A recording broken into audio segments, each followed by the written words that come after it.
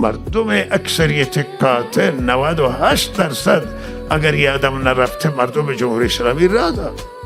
حالا مردم ها بپرسید اگر این مردم ایرانن، مردم همون مردمان، اینا فرزندان همون نسل همون مردمان که 57 سال قبل رای داده به جمهوری اسلامی. امروز افشو بپرسید مردم ایرانن. به جای اینکه نه ما با اینا درگیر بشیم. 47 سال من چیز دیگه گفتم، 47 سال قبل، نیم قرن قبل.